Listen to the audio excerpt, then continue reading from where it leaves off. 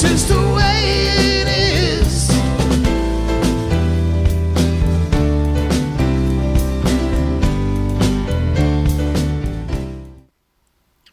Welcome all to another episode of 12 Tone Warrior.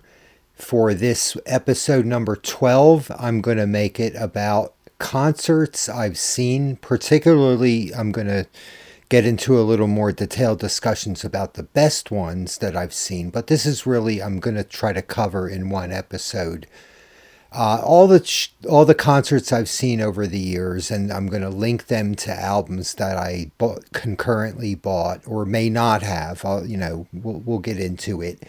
And it's really starting from the time when I really wanted to go out and see a concert. I was like, I guess I was 13, 14 years old when my brother was getting to see things like Jethro Tull, Black Sabbath, etc. Black Oak, Arkansas. He was seeing concerts. I was still too young. I was 2 years younger than him, and I was itching to get out to see a concert. So at the time, back in, what I'll do is I'll tell you what my first concert was. This was back in 1974. And I was a member of a church back then who had sort of like a young pastor who was trying to get the congregation into newer, hipper things. This was like a thing back in the early 70s. I wasn't really it was more like the church of my friend and his mother, and I went with them because I thought it was kind of fun what this pastor was doing. And one of the activities he did was he said, "Hey, we're going to go to a concert. It's at the War Memorial in Trenton." So I was living in suburban Trenton, New Jersey at the time. And the concert was for a band called Andre Crouch and the Disciples.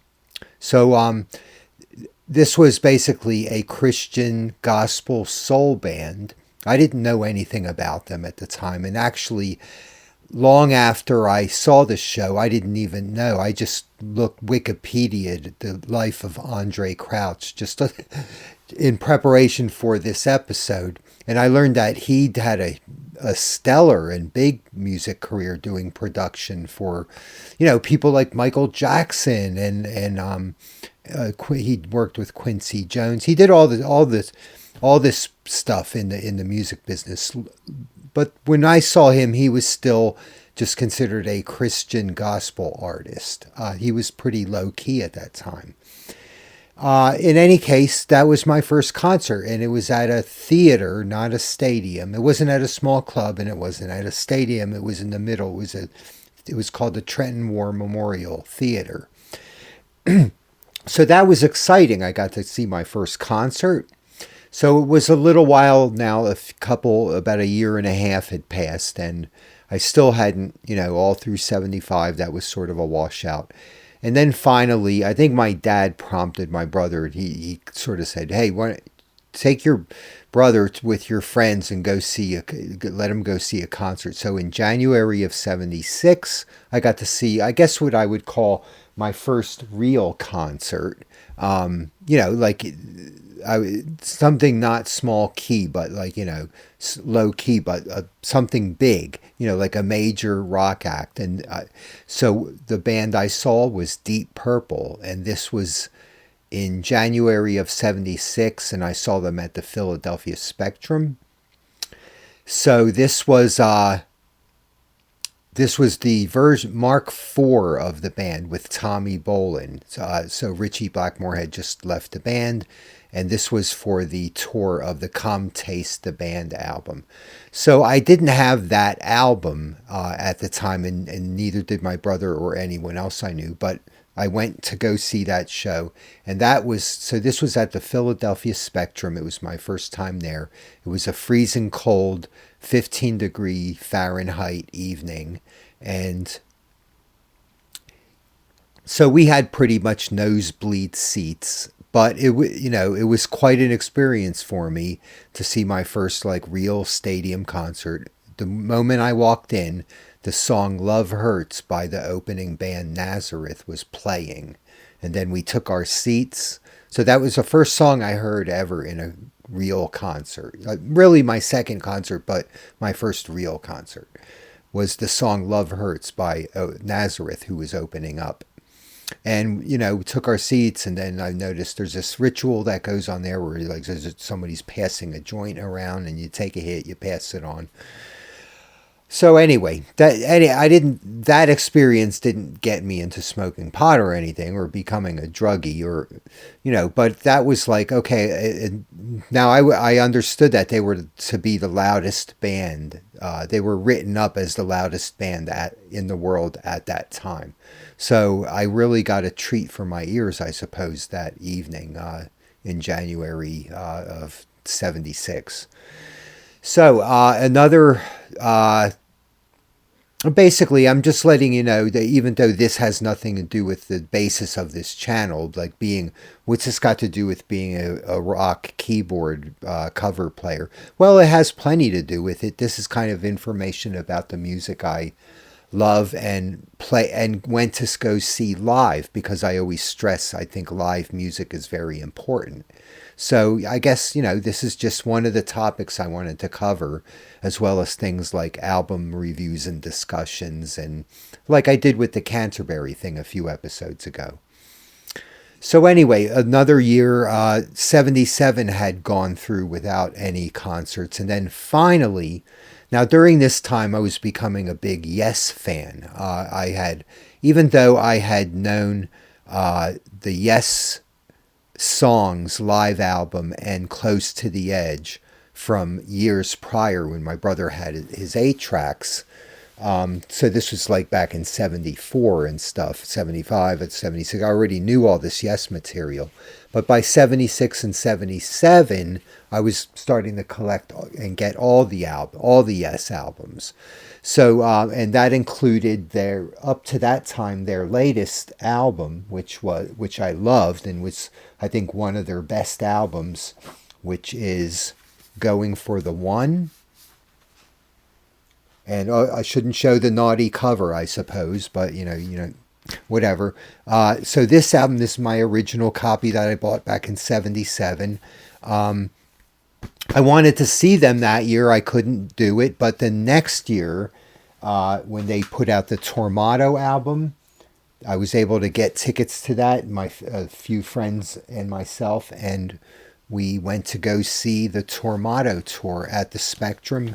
And this is my, I guess, what do they call this, a program booklet from the tour. Very nice. It's my first program booklet I ever got. Very nice, cool stuff in there. Now I understand a lot of people. I bought the Tormato album when it came out, and I didn't think it was a bad album at all. At least when I first heard it, it certainly sounded a lot different than previous material, especially Going for the One and Relayer and all that. And I understood it was more pop and simplified. But I still thought there were good tunes on it. So now I guess, of course, I had that album. I no longer have my vinyl copy of that one. But Yes was my first. I guess it was my second big concert. So really, my third concert was Yes. They called it In the Round, which meant they were on a round rotating stage in the middle of the Philadelphia Spectrum and wherever else they were touring. Now, going through my list, which I compiled of all these concerts I've seen, just a little later, like a month later, I had a girlfriend and we got tickets to go see Electric Light Orchestra, who were touring for the album with the spaceship, Out of the Blue, which it was an album that I bought. I was a big ELO fan, like going all the way back to the El Dorado album. I bought every ELO album running right up to and including Out of the Blue. And then when they came around the tour, got tickets and went to go see that one. And for my third big concert, if you include Andre Crouch and the Disciples, my fourth concert, this was like a massive show with a huge spaceship that looks just like the ELO disc that's on the cover, or spaceship that's on the cover, was right there in the middle of the spectrum, or on one end of it, and then it opened up like a clamshell, and out came the band.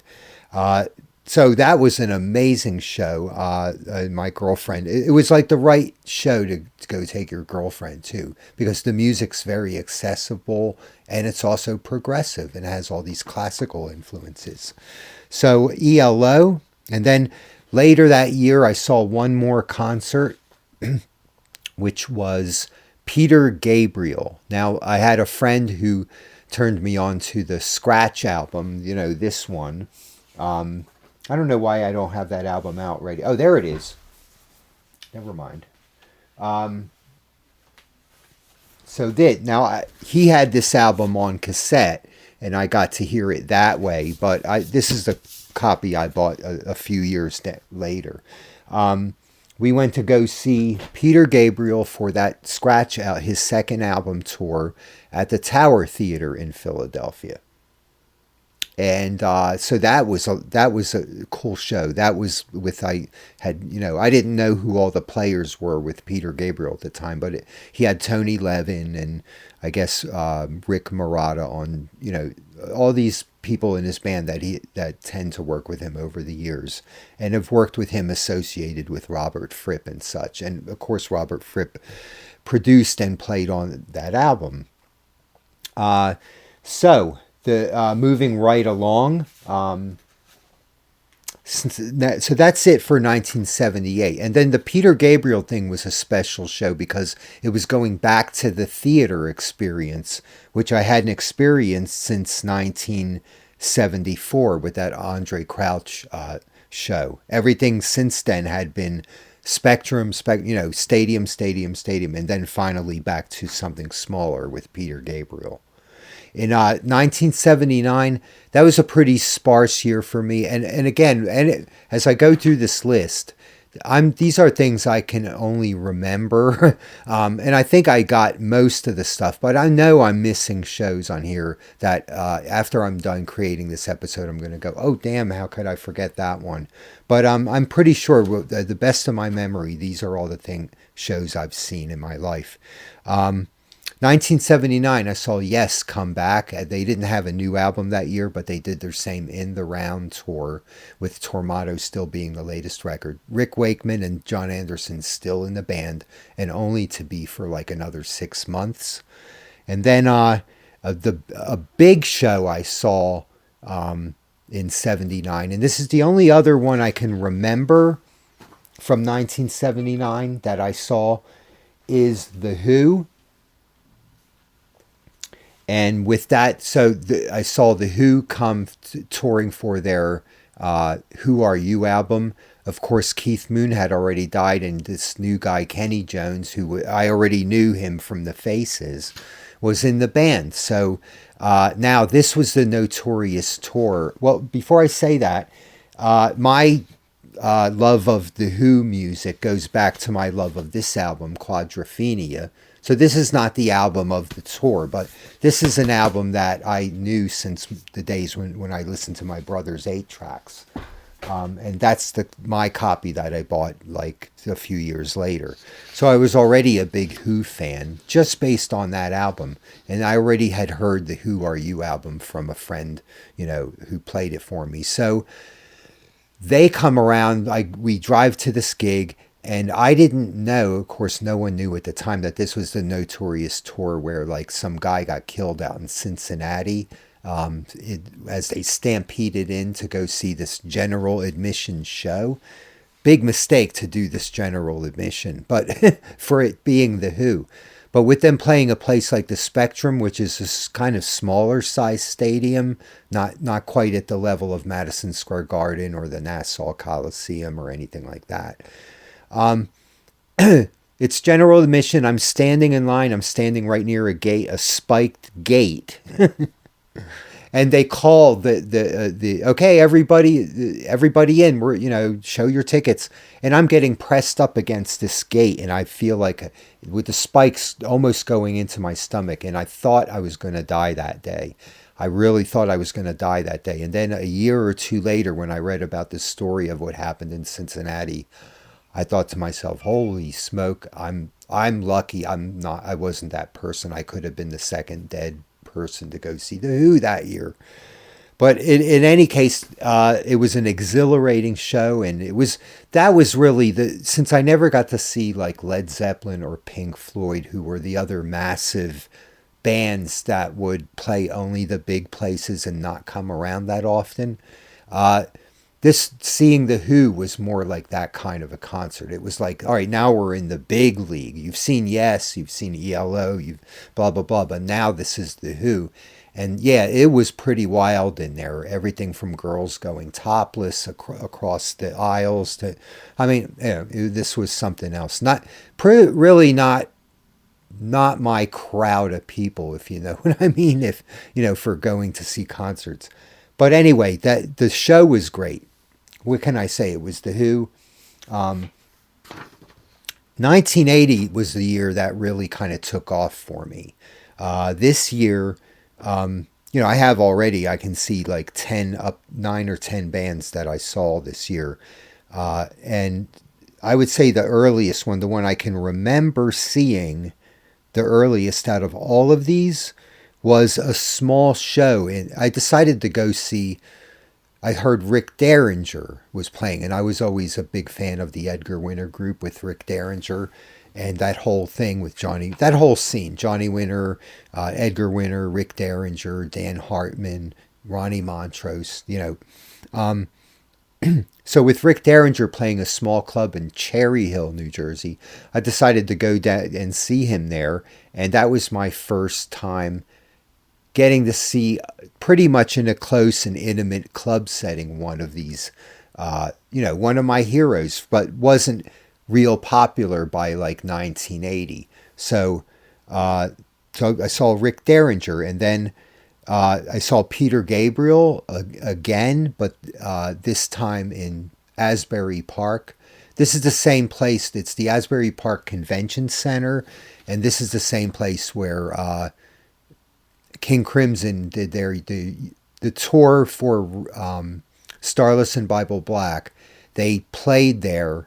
And then that song became the song. One of the songs they played there they named it after the place they played, just like they did with Providence. They called it Asbury Park. And it was that same place. So I saw Peter Gabriel there. So again, some smaller places. And then it's back to the Spectrum where I saw, hold on.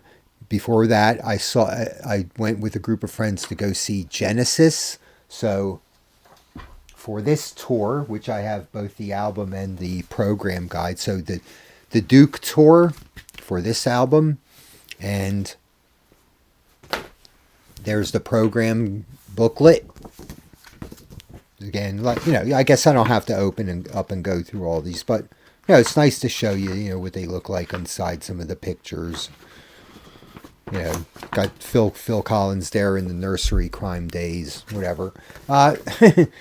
These things tell you, in the days before the internet, these were nice little things to have. And that was at Madison Square Garden. And I remember the ordeal I had at the end of that show where we took the train back to Princeton, New Jersey. And it was too late for us to catch the leg from Princeton Junction back to Princeton. And so we had to walk 3 to 4 miles down a railroad track at 3 a.m. We were probably on purple mescaline or something. It's like, that was, but I mean, the show, it was like, Duke. So this was the classic lineup of, and then there were 3, followed by Duke, followed by, and we'll get to Abacat because it's coming up next year.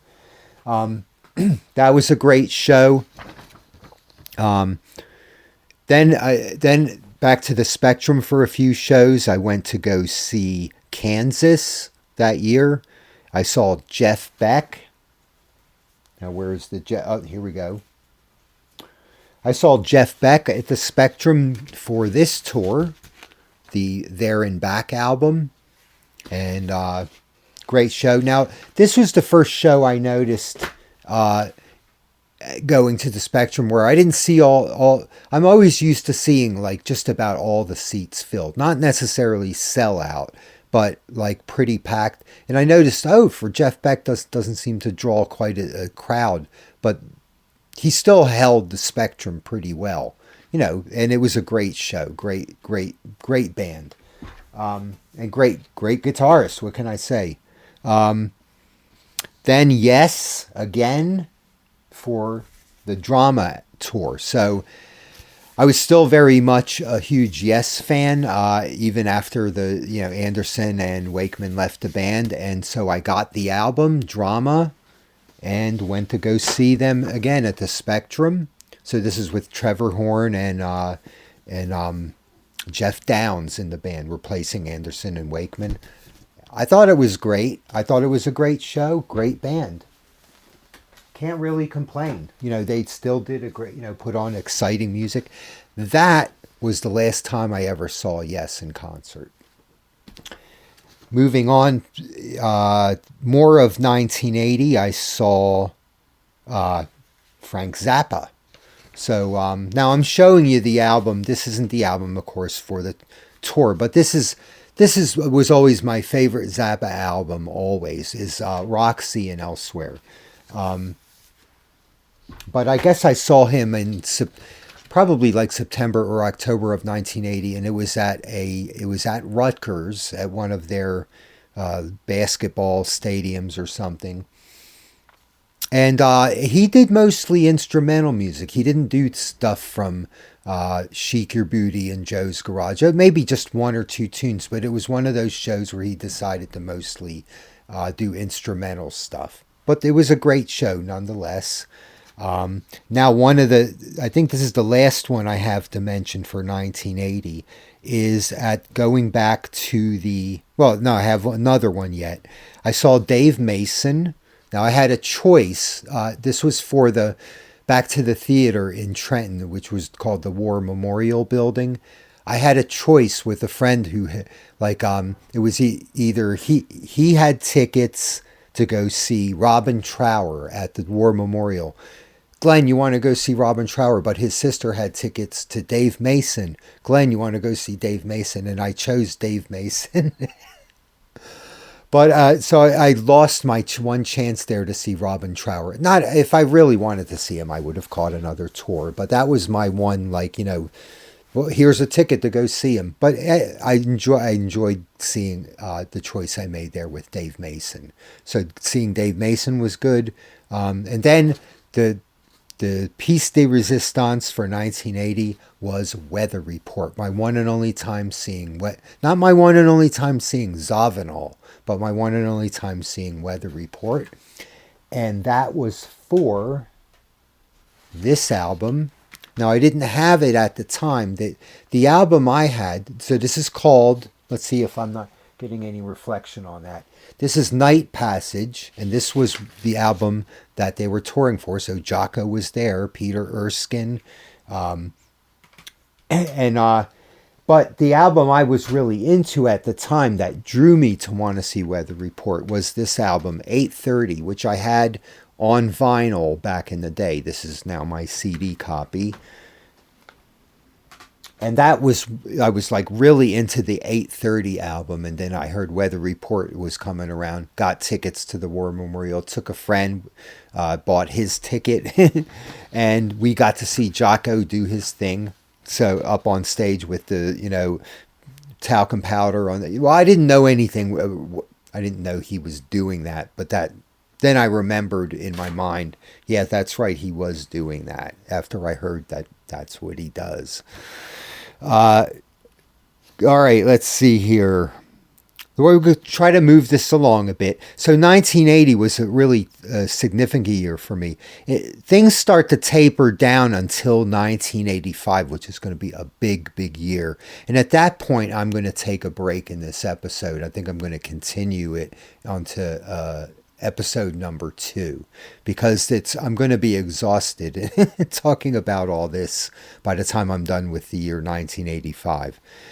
In 1981, The only concerts I can remember going to, well, there were some big ones. So I remember seeing Genesis that year for the Abacab album. And this I don't have the album, but I have the program booklet. Of course, I knew the album at the time. A friend of mine had it. Now, this was in the age where I finally got myself a cassette recording deck, and I could tape albums that my friend had or other friends, and so yeah, I know it, but that was the age. I mean, come on, when Napster came around, look what everyone was doing. But in any case, I did go to see these concerts. So Genesis on Abacab, same band as Duke, but they're presenting new material. A lot of it is this poppier stuff, but still great show. Even for old Genesis fans, that was still a great show. Also in 1981, I was hopping around quite a bit here, and I have a good one to end the year. So I saw the Moody Blues at the Spectrum. They were touring for Long Distance Voyager, and I saw the Grateful Dead also at the Spectrum, and that was my one and only time seeing the Grateful Dead, and that was quite an experience for me, seeing all the Deadheads dancing around. I think I took my sister to that one. I took my sister also to JFK Stadium in the summer of that year to go see the Allman Brothers Band. Huge, expansive place to go see a concert. That's where usually the Rolling Stones would play when they come to town. I believe that was already in disrepair at the time and has since long been knocked down. But to top off this year, the one show I really remember seeing, and I took my friend to go see this, was for King Crimson. I had heard, now being a big King Crimson fan, before I even show you obviously this is the end of 1981, you know what the album is, but this was the album that got me into King Crimson in the first place. This was via, if you watch my episode a few episodes ago where I talk about getting into the Canterbury scene via that album UK that came out in 1978, that led me both to the Canterbury scene and to more and to what Bruford was doing in King Crimson and other projects he was into. So so by the time that Fripp, in fact, I even had the Exposure solo album by him. I was that much of a King Crimson Fripp fan. In just the year or two prior to him putting together the band, the Discipline band. So this is the band I saw. This was at the Tower Theater, same place I saw Peter Gabriel about 3 years prior to this. And what can I say? Great show. I loved the fact that they did Red and Lark's Tongues and Aspic Part 2 along with the new material. Great show. All right. 1982, I quite frankly am drawing a blank on that year. I can't remember anything. My life is starting to kind of change at this point. Responsibilities are picking up more. The days of going to concerts, especially large stadium concerts, are pretty much over. Other than the fact that in 1983, I do remember going to Giant Stadium. This was about my last stadium gig for a long time. And I went, my girlfriend at that time wanted to go see Simon and Garfunkel. So we saw Simon and Garfunkel at Giant Stadium. And now that thing with complete nosebleed seats in a place like that, the only thing we could really see besides like two tiny ants way down there is this was the first concert where they had a video screen up. So, if you were far away from Simon and Garfunkel and the rest of the band, you could see them on this video screen. And that to me was a depersonalizing experience. I'll never forget it. I might as well be watching this on TV. And that just turned me off of huge stadium shows like that. I think the Spectrum was still okay, but like giant stadium, large open air stadium like that, I did not enjoy shows like that at all.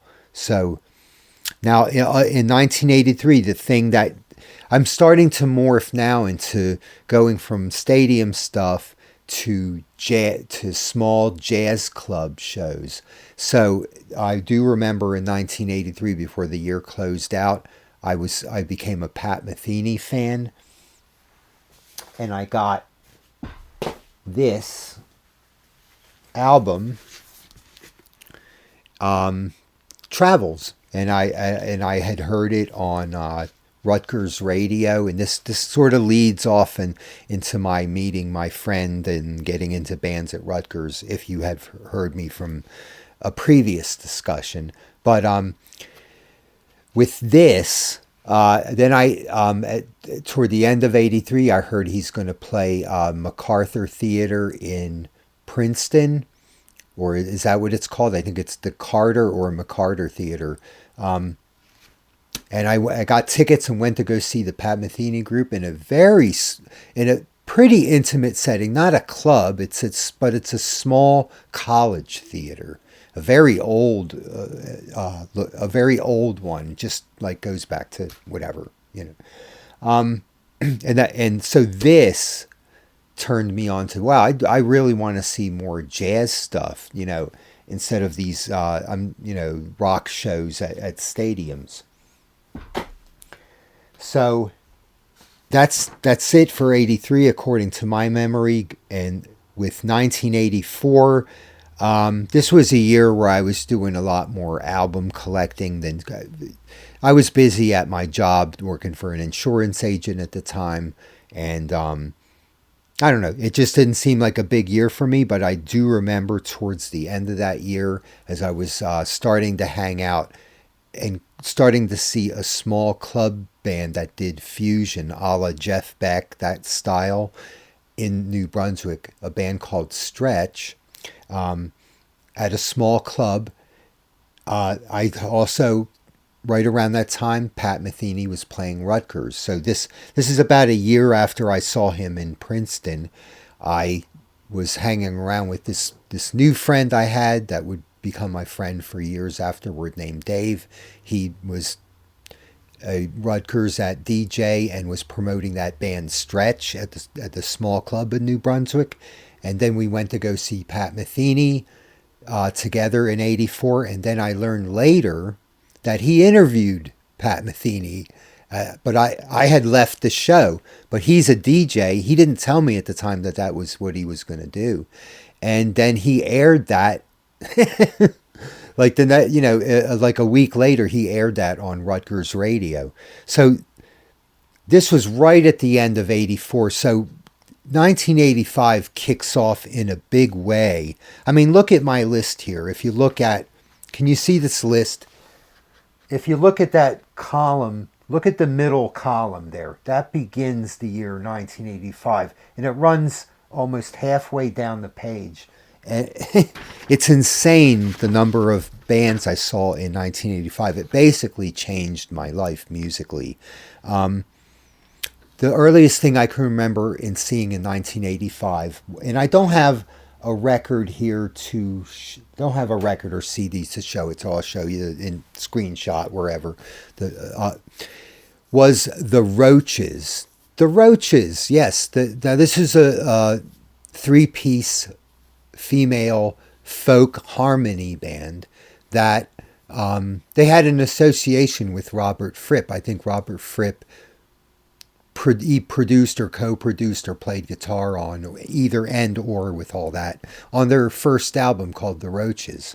So when I first heard of them on WMMR radio, the DJ named Ed Shockey introduced the world to introduced the Roaches to the world, because they had just been known as this thing going on in small New York nightclubs.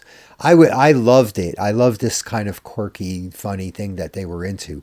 So when I saw that they were coming to the McCarter Theater or Carter Theater, and I got tickets to that. I took my sister to see it because my sister always laughed at me of why I like this quirky, weird group called the Roaches.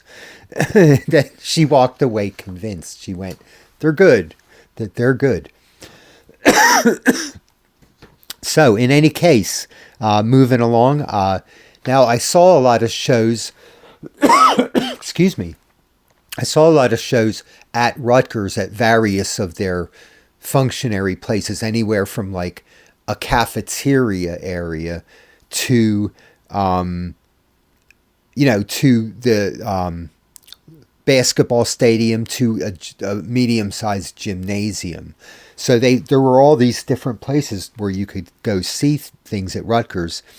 And so Dave and I discovered, Alan Holdsworth is playing at Rutgers. And this was in early to mid 1985. And he played right in this small cafeteria area where just students go to eat lunch. But the show was held in the evening there where they could get rid of the tables and fill the area out.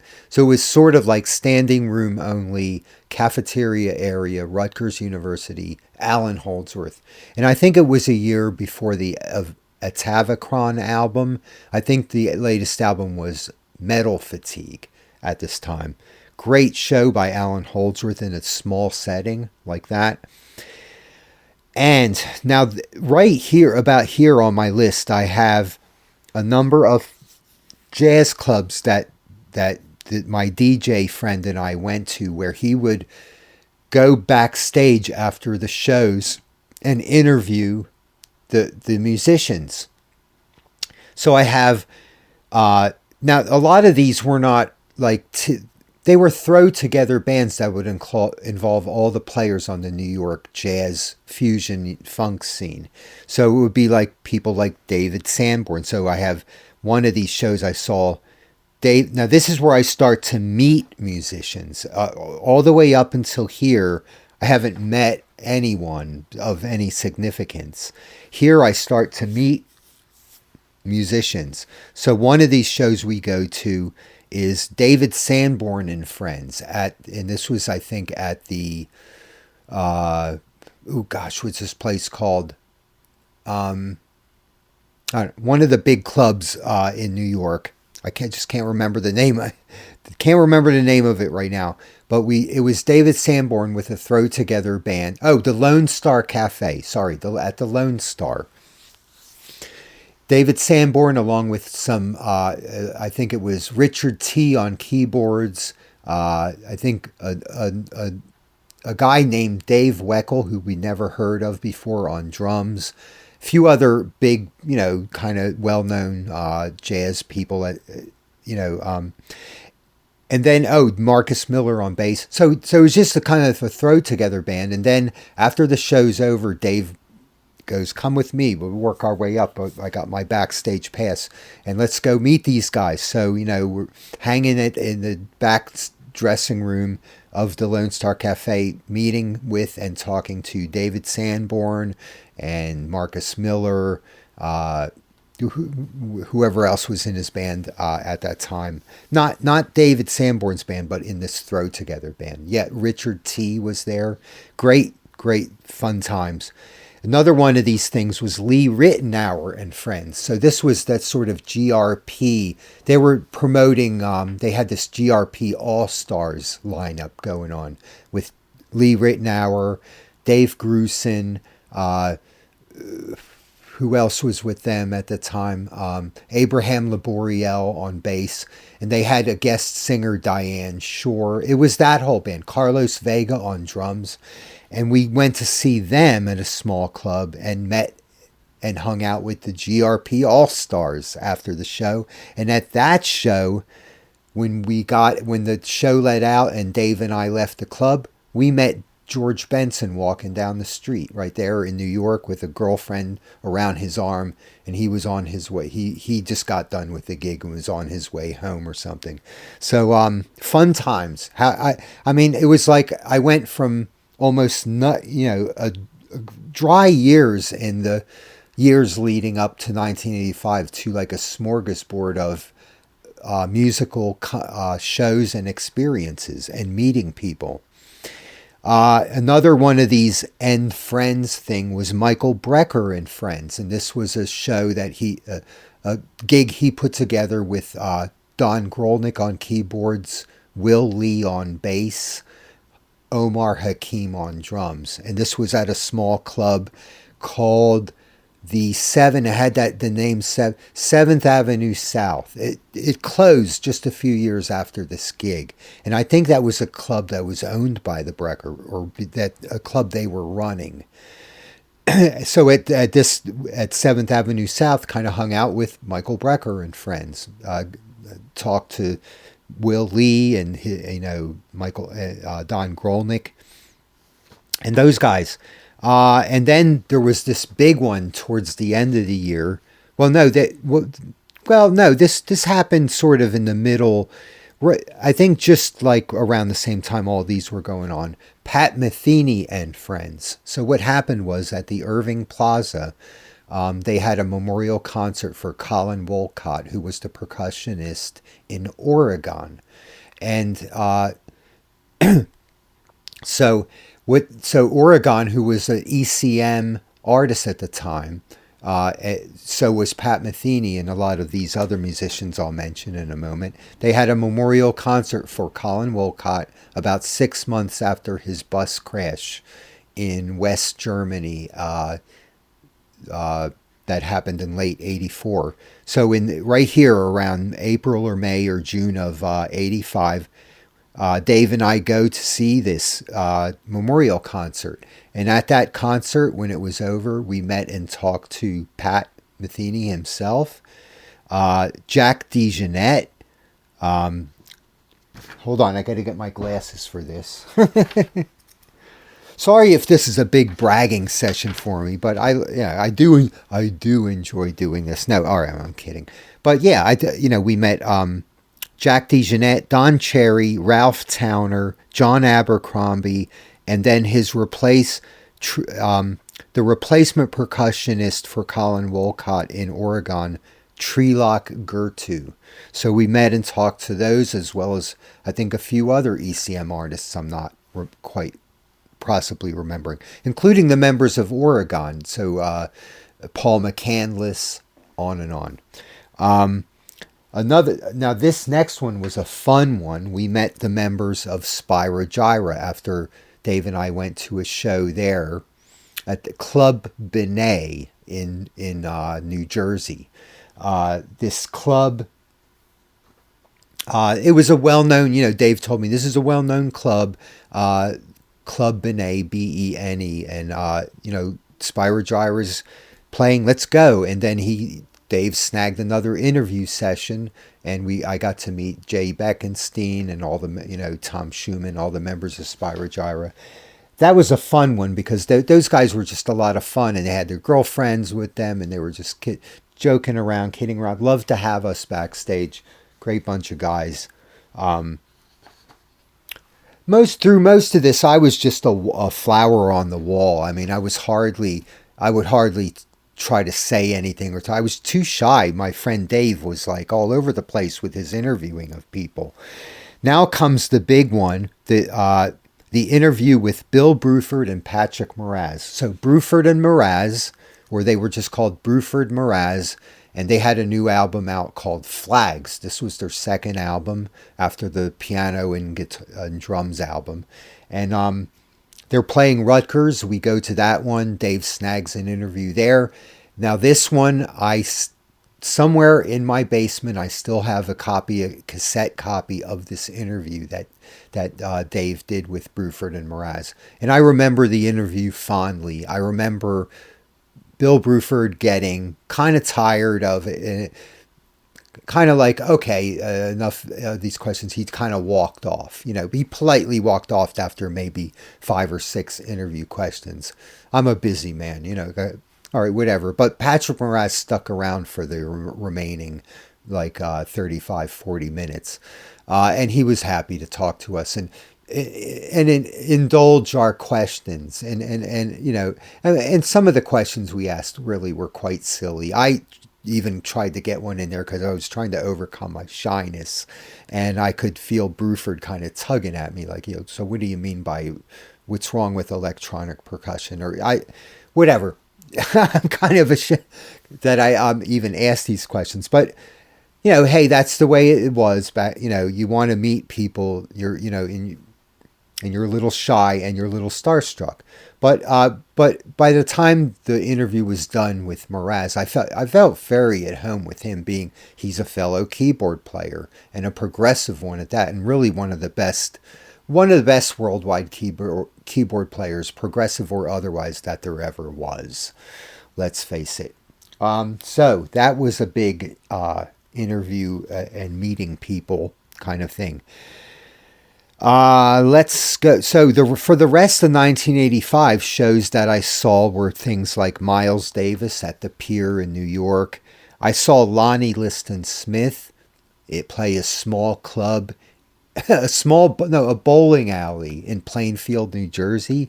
Again, another thing that Dave and I went to, to try to meet. I don't think for a while here, I don't have too much more meeting people until later on, as I do a part 2 on this, because I can't go on into the year 1986 in this one episode. It's too much. Here's a few other things that I saw with Dave and other friends I was beginning to meet as I was getting into my band at that time in New Brunswick, New Jersey. Tanya Maria, oh man, I love Tanya Maria. Dave got me into her. She's this Brazilian woman. Actually, I learned from the interview with Patrick Mraz, for the Bruford Mraz interview, as we were interviewing him, that he introduced Tanya Maria to the United States. And we were like laughing. We're like, really? He goes, yeah, I go to Brazil all the time. And I love Tanya Maria. I got her a record contract. So good on Patrick Mraz. Tanya Maria was wild. And then Dave, as well as being into a lot of fusion, he was also into a lot of what they so-called New Age scene. And he was into this guy, Andreas Vollenweider, who was a European-based sort of ambient / New Age / spiritual kind of musician who played a harp. But I at that time I was very open-minded. I would go to go see these things with Dave, and I was into it. I was like, oh, this is fun, I saw also the Paul Winter Consort. That's about the last, other than the festival that I'll get into for a moment. That's the last big thing I think I saw. Dedicated bands, not bands that you saw at a festival. So at St. John's Cathedral in New York, I saw the Paul Winter Consort for the first time that December. They always have they have a solstice show there every year, and I saw more of these Paul Winter Consort shows in subsequent years, but this was the first one. And then in the summer of '85. Dave and I and a bunch of friends took off for the first time that I went to the jazz festival in Saratoga Springs, New York, which at that time I think was called Newport Jazz at Saratoga. Or no, and actually in '85 it was called the Cool Jazz Festival, promoted by Cool Cigarettes. So anyway, we always just call it the Saratoga Jazz Festival in Saratoga Springs, New York, at a place called the SPAC, the Saratoga Performing Arts Center. So 1985 was my first time there, and in that jazz festival, I saw we even met. Dave and I even met, because he's so good at getting interviews even at these large shows. I'll get into it. But anyway, we saw Steps Ahead, the band with Mike Maneri and Mike Brecker, who I already knew about and had an album out, already knew who they were and loved. Wynton Marsalis Quintet. I saw the Chick Corea Trio. This was Chick doing acoustic. Yellow Jackets with Ricky Lawson on drums. This was before Ricky Lawson left the band for William Kennedy, who was his replacement in the Yellow Jackets. And this was where Dave got the interview. He managed after the Yellow Jackets set to get Ricky Lawson aside, and there he was interviewing him. I was right there hanging with him as the interview was going on with Ricky Lawson, the drummer who did the drumming for Michael Jackson's Thriller. I didn't even know it at the time. Oh my God. And who else? Patti LaBelle was at that show, the Commodores. Now these jazz festivals, they have like, a popular soul and blues acts there. So as well as jazz, the fusion jazz and then regular jazz. So, but I saw Patti LaBelle, the Commodores, Stevie Ray Vaughan and his band Double Trouble, the Dave Brubeck Quartet, and Dr. John. So, so they'll always have some now in later years, they have, like, instead of Dr. John, it would be B.B. King as the blues person, and, and they would have, here it was actually Stevie Ray Vaughan. I didn't know who Stevie Ray Vaughan was at the time, so this was my first time ever seeing him, and that would happen at subsequent, because I would go back to this jazz festival the next 2 years, and then later on I picked it up again in the 90s, went back, 95, 96, 97, went back again in the aughts. So, I'd say I've been to about 10 to 12 of these Saratoga jazz festivals. And if you count all the musicians I've seen, it's too much. I can't possibly mention all, because if you count all the musicians you've seen through festivals, it's going to be hundreds and hundreds. So I guess I have to be fair about this. But at these festivals, you still get to see, the band go on for nearly an hour, and then you get to see another one and another one, and then sleep overnight. Next day, another one. So it's you do get to see a lot of bands for your dollar at these things. One other musician I remember seeing that year in 1985, that as Dave and I would go to these small clubs, and clubs like Fat Tuesdays, or what was another one? The Blue Note, and another one was called Sweet Basil. And we would go see some real jazz musicians that I didn't know anything about. One of them would be like Michel Patriciani, and so I got to see him play in a trio, straight ahead jazz.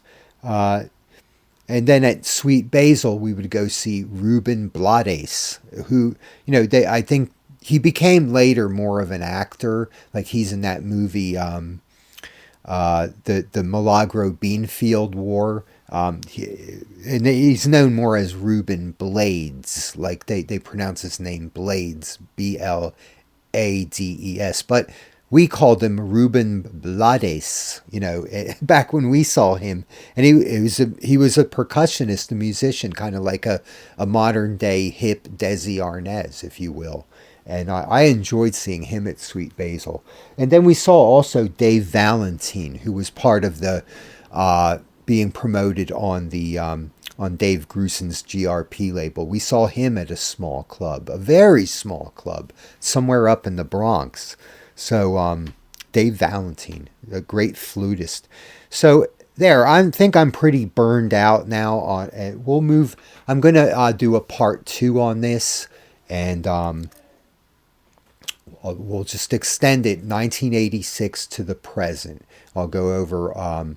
Now, this is where things get interesting, because I'm going to talk about a very important female singer-songwriter that was a big part of my life, that I was a big fan of, that I went to go see in concert, and that I eventually met her backstage on several occasions. That comes later. I won't mention who she is. This is my loss leader to get you to watch my next episode. The mystery, who is this woman that Glenn was so enamored of back in the 80s that he eventually got to meet.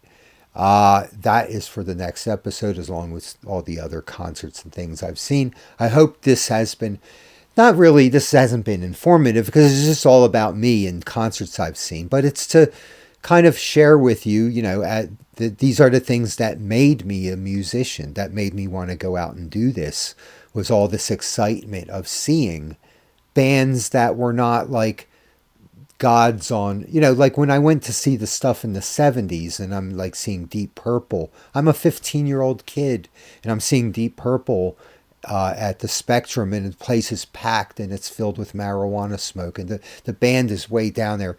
They're like gods, whereas when I morphed into this, I'm an adult. I'm 25, instead of 15.